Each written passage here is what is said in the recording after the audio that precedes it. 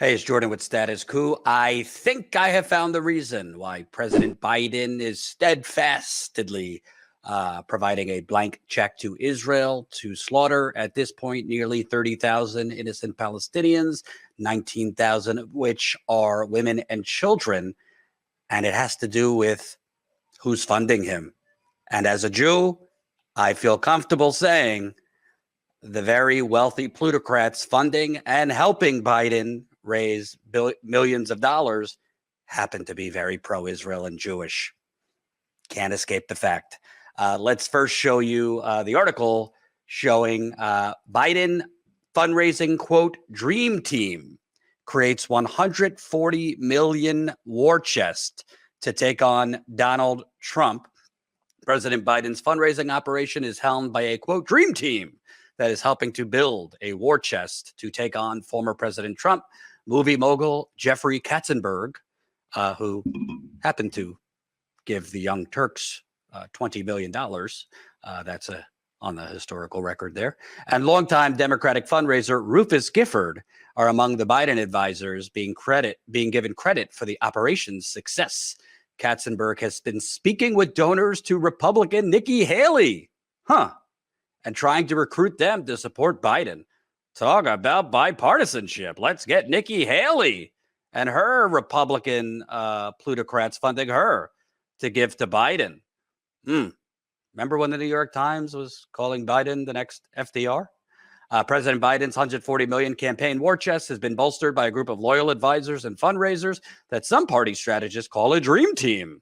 The recent boom in fundraising can be traced primarily to 5 people: media executive and Biden campaign co-chair Jeffrey Katzenberg, former State Department official Rufus Gifford, campaign finance director Michael Pratt, longtime Biden advisor Jen O'Malley Dillon, and Julie Chavez Rodriguez, president's 2024 campaign manager.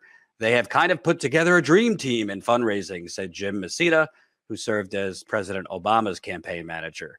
If you go down here, but Katzenberg pointed to Haley's support in places like New Hampshire, where she won 43% of the Republican primary vote, saying that suggested there's a slice of the Republican Party ready to move on from Trump. Let's pay no attention at all that if you start getting millions and millions of dollars from plutocrat Republican donors, I think they're going to want something in return from a reelected President Biden. I don't know, tax breaks, deregulation, corporate welfare, all the usual goodies that, frankly, Republicans and Democrats give the swine and corporate ghouls that run our country, the United Corporations of America.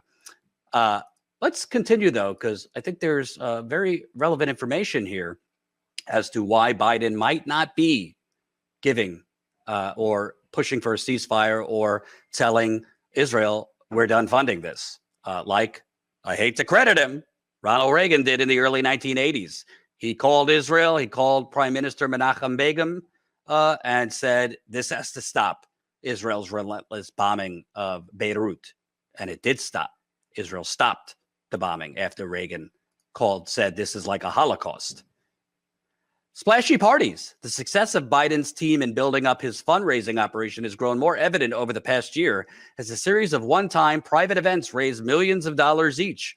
Already this week, Biden's West Coast fundraising swing has raised up to $10 million between 4 different events for the Biden Victory Fund, according to a person with direct knowledge of the totals. The Biden Victory Fund raises money for the Biden campaign, the Democratic National Committee, and a variety of state parties.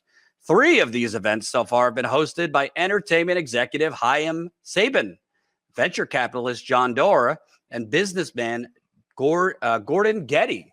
Hiim Sabin held 3 of the events. Who is Hiim Sabin? Pro-Israel mega donor Hiim Sabin hosts fundraiser for Biden, doesn't attend after testing positive for COVID.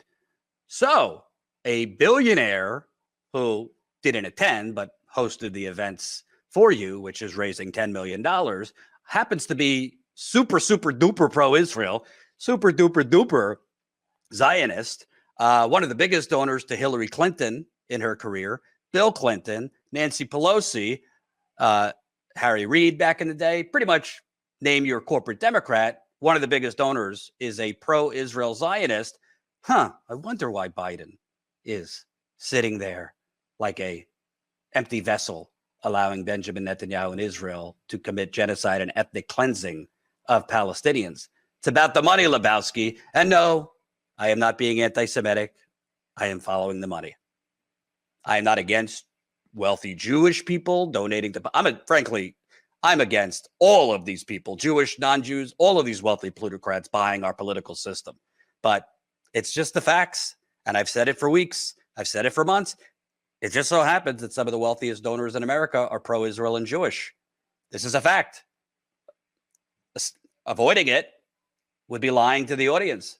Remember, Donald Trump moved the embassy from Tel Aviv to Jerusalem because Sheldon Adelson, when he was alive, gave Donald Trump $30 million for his campaign. It wasn't because Donald Trump is some Zionist who very strongly felt we need to move the embassy, the U.S. embassy to Jerusalem. It was because Adelson gave him $30 million. It's not complicated, folks. If you want to know a little bit more about Hiim Sabin, it's from the Intercept a couple years ago. Democratic mega donor Hiim Sabin attacked senators for urging humanitarian aid to the Gaza Strip. The hardline pro-Israel billionaire accused a group of 13 senators led by Bernie Sanders of getting their facts wrong. Oh, I see. This is the guy hosting 3 mega fundraisers for Biden this week, I believe in LA or wherever in California. So I wonder what he thinks about what Israel's doing now. Television mogul and Democratic Party megadonor Hiim Sabin is privately reprimanding lawmakers who spoke out about the humanitarian crisis in the Gaza Strip. This is not the current crisis. This is 2018. Sabin emailed the senators, some at their personal addresses, to directly express his displeasure with a letter organized last month by Bernie Sanders. 12 Democrats and Sanders signed the May 11, 2018 letter calling for Secretary of State Mike Pompeo to, quote, act urgently in order to help relieve the humanitarian crisis in the Gaza Strip. The letter, which came amid a deadly Israeli response to a protest movement in the Gaza Strip, said that the Trump administration should restore funding to a United Nations humanitarian effort and encourage Israel to ease restrictions on Palestinians living in Gaza. 3 days after the senators sent the letter, Israel fired on another round of protests, leaving dozens dead and hundreds more wounded.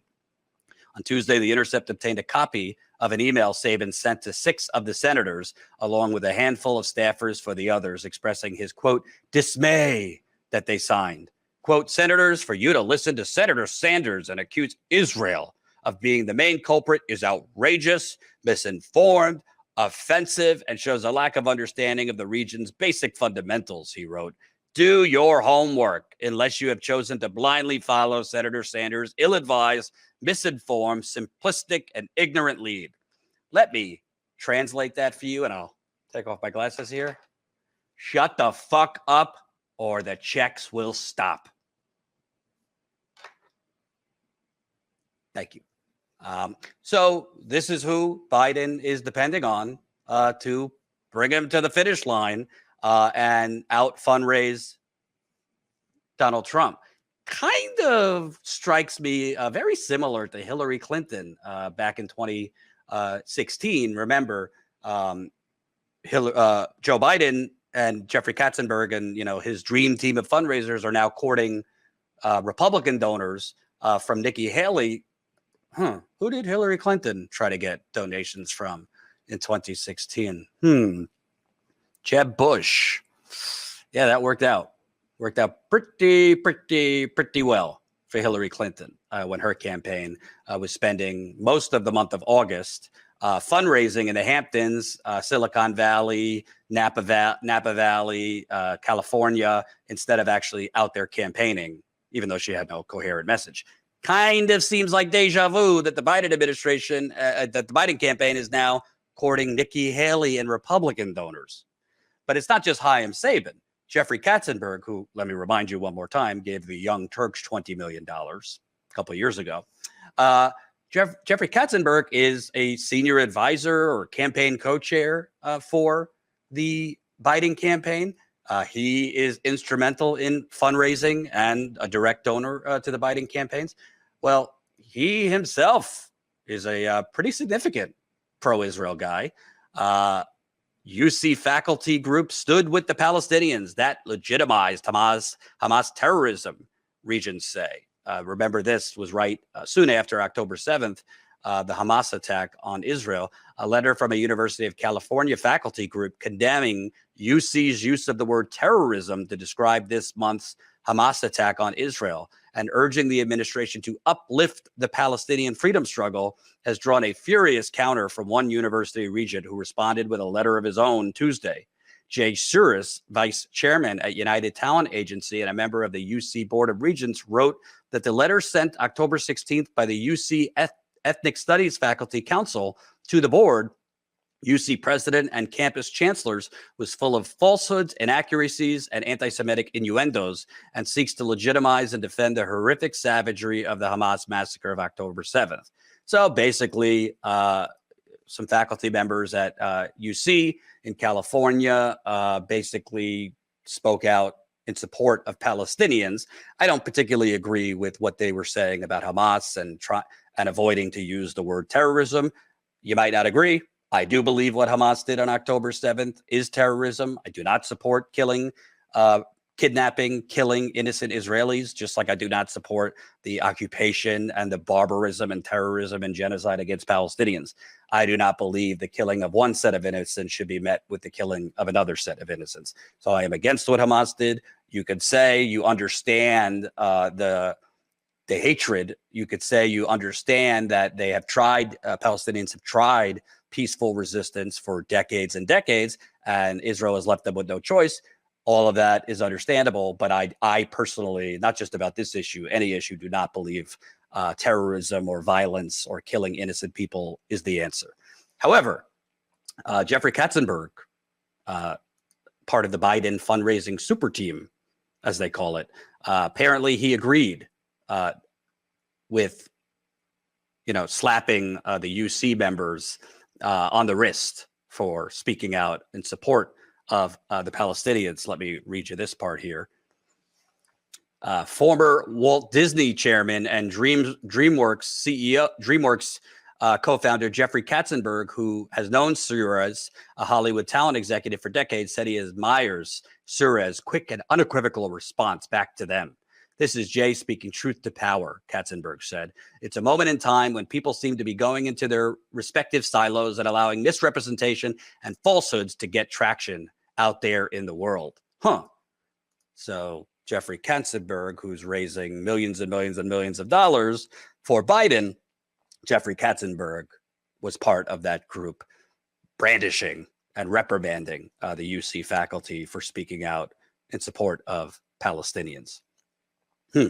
Wonder why Joe Biden doesn't want to call for a ceasefire or pull funding from Israel's ongoing slaughter of the Palestinians, ongoing genocide of the Palestinians.